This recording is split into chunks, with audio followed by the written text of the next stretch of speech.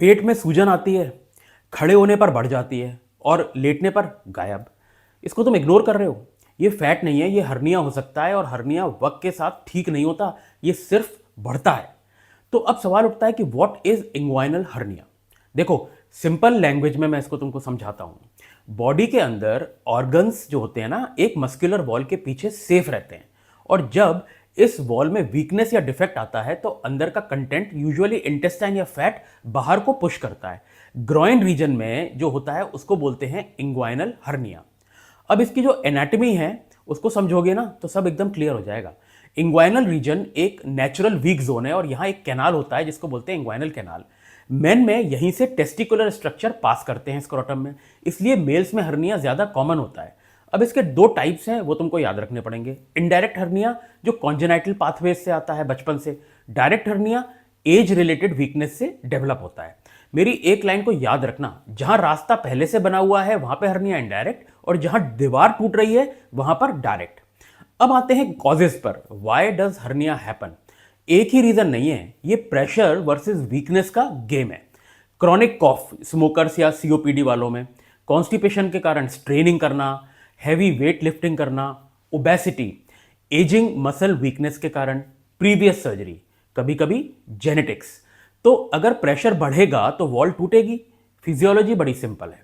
अब वो लोग कौन हैं जो हाई रिस्क पॉपुलेशन माने जाते हैं? देखो, मेल्स में इंग्वाइनल हर्नियास कॉमन है फीमेल्स की तुलना में। 40 से ज़्यादा की एज, स्मोकर्स, जो ओबीस लोग हैं वो, क्रॉनिक कॉफ या प्रोस्टेट एनलार्जमेंट इश्यूज, एथलीट्स जिनकी पुअर को ट्रेनिंग होती है, या कभी कभी family history.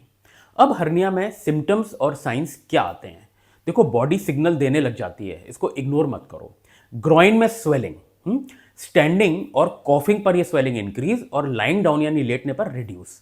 Dragging sensation, discomfort, pen after activity. और डेंजर साइंस क्या है? सडन सीवियर पेन होने लगे, या स्वेलिंग इरिड्यूसिबल हो जाए, या वॉमिटिंग हो जाए। ये इमरजेंसी है। स्ट्रैंगुलेशन का रिस्क अगर हो गया तो ब्लड सप्लाई कट हो जाएगी इंटेस्टाइन की।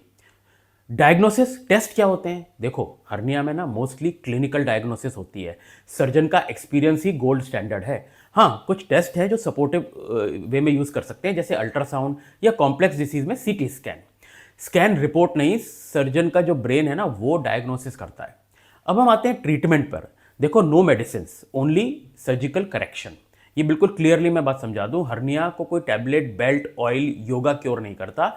Surgical solution is the permanent cure. अब सर्जरी की टाइप्स क्या होती हैं? कॉमनली ओपन सर्जरी, इसमें एक बहुत ही छोटा सा इंसिजन देते हैं, चीरा देते हैं, मैश को प्लेस कर देते हैं। ये कॉस्ट इफेक्टिव है और लार्ज और कॉम्प्लिकेटेड हर्नियाज में ठीक रहता है। नंबर 2 ऑप्शन, की होल यानी कि लैप्रोस्कोपिक सर्जरी। इसमें छोटे छोटे 3 स्मॉल होल्स करते हैं। फास्टर रिकवरी है, बहुत कम पेन होता है, बायलैटरल रिपेयर एक बार में ही पॉसिबल भी होती है। और तीसरा लेटेस्ट जो है वो है रोबोटिक सर्जरी। इसमें प्रिसीशन लेवल जो है वो नेक्स्ट लेवल का है। यहां गेम चेंजर साबित हो सकती है ये। 3D vision, wristed instruments, better dissection in difficult anatomy, ideal for recurrent या कॉम्प्लेक्स केसेस, टिश्यू ट्रॉमा बहुत कम, फास्टर रिटर्न टू वर्क। तो ऐसे समझो कि ओपन रिलायबल है, लैप्रोस्कोपिक स्मार्ट है और रोबोटिक इज सर्जिकल फिनेस। अब हम आते हैं मैशेस पर। यह है रियल हीरो हर्निया की रिपेयर का। अगर मैश नहीं लगाया तो रिकरेंस का रिस्क बढ़ जाता है। अब ये टाइप्स क्या होती हैं मैशेस की? देखो, पॉलीप्रोपिलीन मैश बड़ी कॉमनली यूज की जाती है, लाइट वेट या heavy weight mesh depending, 3D anatomical mesh थोड़ी सी और बेटर, सेल्फ फिक्सेटिंग मैश जिसमें जरूरत नहीं पड़ती फिक्सेशन की, और कंपोजिट मैश। मैश बॉडी के अंदर एक स्कैफोल्ड बना लेता है जो वॉल को रीएनफोर्स करता है। अब हम इंडियन कॉन्टेक्स्ट में कॉस्ट की भी बात कर लेते हैं। तो देखो, अप्रोक्सीमेट रेंजेस हर्निया की ना, ओपन सर्जरी 50 to 80,000, लैप्रोस्कोपिक 1.5 से 2.5 लाख के बीच में, और रोबोटिक 3-4 लाख या उससे ज्यादा। It depends on the hospital, कौन सा मैश और टैकर यूज किया है, रूम की कैटेगरी क्या है, हर्निया कितना कॉम्प्लेक्स है, इस पर डिपेंड करता है। अब हम इंश्योरेंस के इश्यूज पर भी एक बार इसको टच कर लेते हैं। इंश्योरेंस कंपनी स्मार्ट है और कभी कभी बहुत सिलेक्टिव भी। Basic hernia repairs usually covered होते हैं, लैप्रोस्कोपिक मोस्टली एक्सेप्टेड होता है, और रोबोटिक क्वेश्चन होता है, लेकिन यूजुअली जस्टिफिकेशन अगर प्रॉपर है कि better visualization, lower recurrence in complex cases, faster recovery, early return to work, less complication, तो ये जस्टिफाइड होता है। लाइफ आफ्टर सर्जरी, सर्जरी के बाद क्या एक्सपेक्ट करें? देखो, कोई स्टिचेस नहीं है, कोई टाँका नहीं है, कोई ड्रेसिंग नहीं है। डे 0 पे आप खड़े हो जाते हो, डे 1 पे आप काम पे लौट जाते हो, और 3 से 4 हफ्ते के बाद आप वेट्स उठाने लगते हो। Precautions: avoid constipation, treat cough, weight control, no heavy lifting और फॉलो अप बहुत मैंडेटरी है। तो ये याद रखो कि सर्जरी फिक्सेस द वॉल और life style decides the future. अब कुछ कॉमन मिथ्स को तुरंत हम इसके बारे में बात कर लेते हैं। हर्निया अपने आप ठीक हो जाएगा, बिल्कुल नहीं। बेल्ट पहन लो, कंट्रोल हो जाएगा, बिल्कुल नहीं। सर्जरी रिस्की है, ट्रूथ ये है कि डिले ज़्यादा रिस्की है, सर्जरी तो बहुत सेफ होती है। तो फाइनल टेक अवे क्या है इस पूरे डिस्कशन का आज का?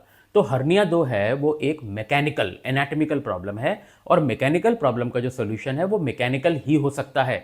जितना डिले करोगे उतना डिफेक्ट बढ़ेगा, कॉम्प्लिकेशन के रिस्क बढ़ेंगे, और जितना समझोगे उतना फियर कम होगा। Follow me for more.